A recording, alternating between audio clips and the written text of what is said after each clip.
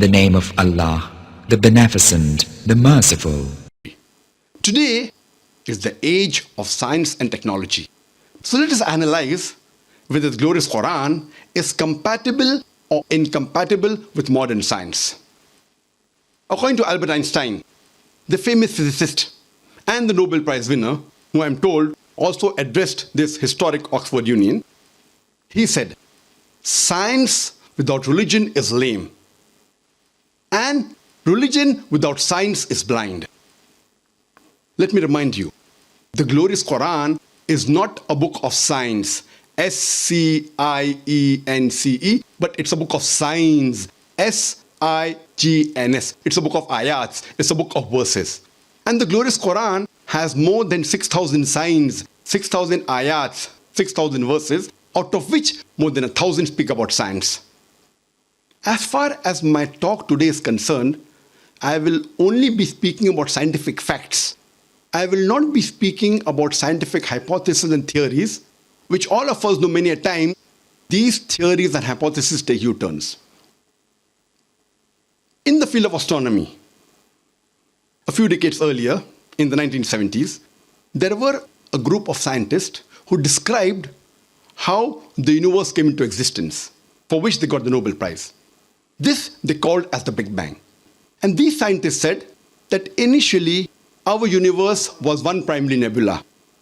Then there was a secondary separation. There was the Big Bang, which gave rise to galaxies, the stars, the planets, the sun, as well as the earth on which we live. This they called as the Big Bang.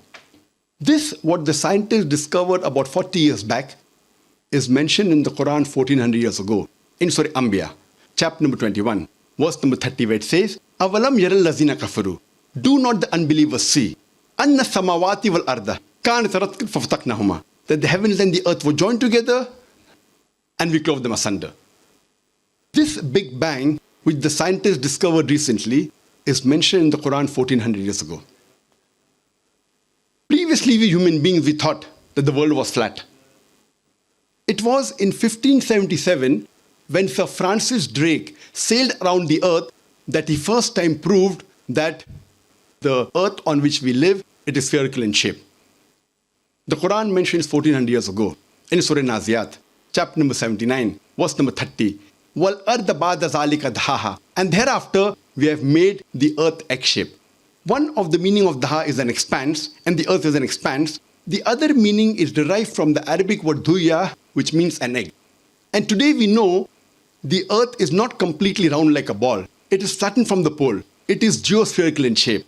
And if we analyze, the Arabic word dahaha doesn't refer to a normal egg. It specifically refers to the egg of an ostrich. And if we analyze, the egg of an ostrich is too geospherical in shape. Imagine, the glorious Quran 1400 years ago says that the earth is geospherical in shape. Previously, we thought that the light of the moon was its own light. Recently, we have come to know that the light of the moon is not its own light, but it is a reflected and borrowed light. The Quran says in Surah Furqan, chapter number 25, verse number 61, "Blessed is he who has placed the constellation in the sky and placed therein sun, a lamp having its own light, and moon having borrowed or reflected light." So the Quran describes the moonlight as borrowed or reflected, which we came to know recently in science. Recently in science means 50 years back, 100 years back, 200 years back. When I was in school, I passed my school in 1982, about 29 years back. There I'd learned in science that the sun, though it revolves, it does not rotate about its own axis. But the Quran mentions in Surah Anbiya, chapter number 21, verse number 33, "Huwa allazi khalaqa al-layla wan-nahara." It is he who has created the night and the day. "Wash-shamsa wal-qamar," the sun and the moon. "Kullun fi falaki yasbahun," each one traveling in orbit with its own motion. The Quran says the sun and the moon, besides revolving, it also rotates about its own axis. And today, recently, a few decades earlier, science has come to know that the sun rotates and takes about 25 days to complete one rotation, which has been incorporated in most of the school textbooks throughout the world. There may be certain skeptics who will say, it's nothing great that the Quran speaks about astronomy, since the Arabs were advanced in the field of astronomy. I do agree that the Arabs were advanced in the field of astronomy, but I'd like to remind them that the Arabs became advanced in the field of astronomy a few hundred years after the Quran was revealed. So it is from the Quran that the Arabs learned about astronomy and not the vice versa. In the field of hydrology, we learn in the school about the water cycle. How the water evaporates from the ocean, forms into clouds, moves into interior, falls down as rain, and the water table is replenished. This was first described by Sir Bernard Palissy in the year 1580. The Quran too describes the water cycle in great detail 1400 years ago. The Quran says the water evaporates from the ocean, forms into clouds, the clouds join, they move into the interior, they fall down as rain, and the water table is replenished and the water cycle is completed. The Quran speaks about the water cycle in great detail in several places. In Surah Az-Zumur, chapter number 39, verse number 21. In Surah Rum, chapter number 30, verse number 24. In Surah Mu'minun, chapter number 23, verse number 18. In Surah Hijr, chapter number 15, verse number 22. In Surah Nur, chapter number 24, verse number 43. In Surah Araf, chapter number 7, verse number 57. In Surah Rad, chapter number 13, verse number 17. In Surah Furqan, chapter number 25, verse number 48 and 49. In Surah Fatir, chapter 35, verse number 9. In Surah Yasin, chapter number 36, verse number 34. In Surah Jasha, chapter number 45, verse number 5. In Surah Qaf, chapter number 50, verse number 8 and 9. In Surah Waqia, chapter number 56, verse number 68 to 70. In Surah Mulk, chapter 67, verse number 30. In Surah Tariq, chapter number 86, verse number 11. I can go on and on giving references only in the Quran of the several verses which speak about the water cycle in great detail. In the field of oceanography, there's a verse in the Quran, in Surah Furqan, chapter number 25, verse number 53, which says that He has let two bodies of flowing water, one sweet and palatable, and the other salty and bitter. Though they meet, they will not mix. There is a barrier which is forbidden to be trespassed. Previously, we human beings knew that there are two types of water, sweet and salty. But the commentator of the Quran could not understand what does God Almighty mean by saying that these two waters, when they meet, they will not mix, and there is a barrier which is forbidden to be trespassed. Today, after science advance, we have come to know that whenever one type of water flows into the other type of water, it loses its constituents and gets homogenized into the water it flows. This today science calls as the transitional homogenizing area, which the Quran refers to as barzakh, as a barrier. And this can be seen in Cape Point, the southernmost tip of South Africa. And when we see even the color of the water between these two types of water differs. And Professor Hay, a very famous oceanologist, he said that this information came to the human knowledge recently. This book, the Quran, it's difficult to explain how does it mention 14 years ago. In the field of biology, the Quran says in Surah Anbiya, chapter number 21, verse number 30, that we have created every living thing from water. Will you not then believe? Imagine in the deserts of Arabia, the Quran says every living thing is made from water. Who could have believed in it? Today, after science advanced, we have come to know that every living being, it contains cells. And the basic substance of cell is the cytoplasm, which contains about 80% water. Today, science tells us that every living creature contains 50 to 90% water. In the field of botany, previously we did not know that even the plants have got sexes, male and female. The Quran says in Surah Taha, chapter number 20, verse number 53, that it is He who sends down water from the sky, and with it brings diverse pairs of plants, each separate from the other. The Arabic word azwaj, meaning pair, saying that the plants have got sexes, male and female.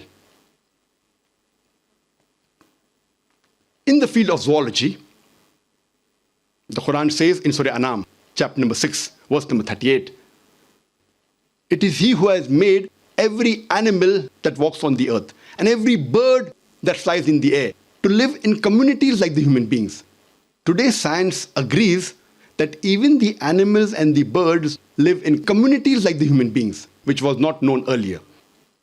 The Quran speaks about the lifestyle of the bee, in Surah Nahl, chapter number 16, verse number 68 and 69. The Quran speaks about the lifestyle of the spider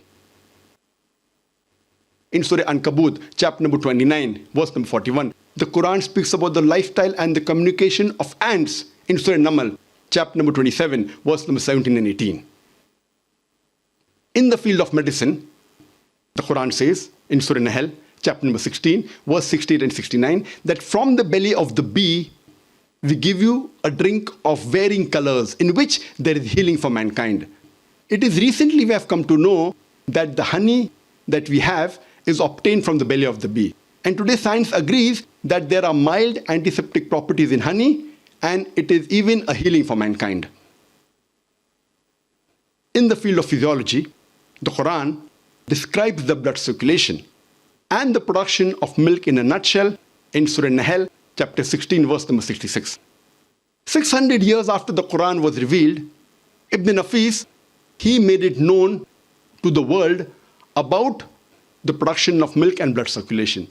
400 years later, that is 1,000 years after the Quran was revealed, William Harvey, he made it famous to the Western world. We hear about William Harvey, but we hardly hear about the name of Ibn Nafis, who 400 years before William Harvey spoke about the blood circulation and the production of milk.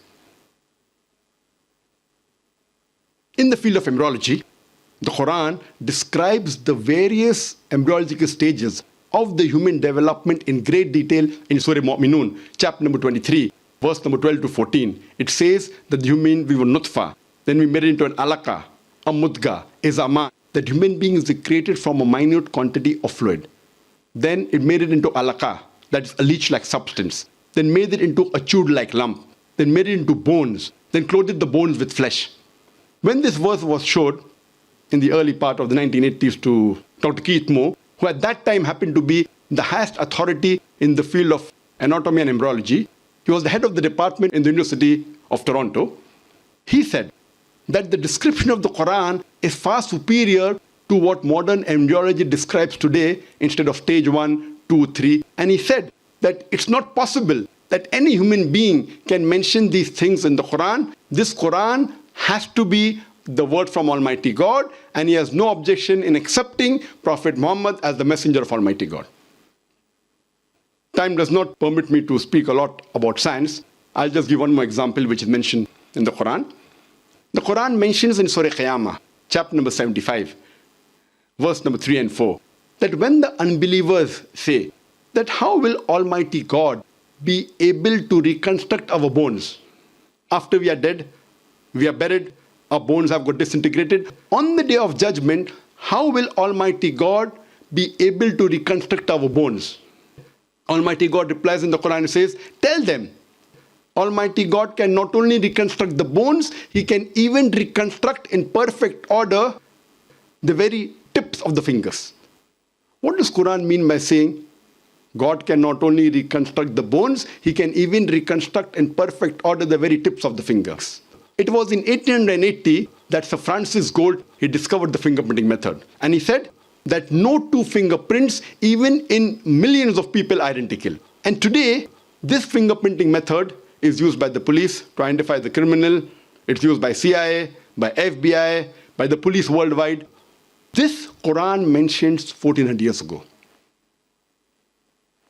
Francis Bacon, a very famous philosopher, he said, little knowledge of science makes a person an atheist, but in-depth knowledge of science makes a person a believer in God. That is the reason today scientists are not eliminating God, they're eliminating models of God. La ilaha illallah. There's no God but Allah.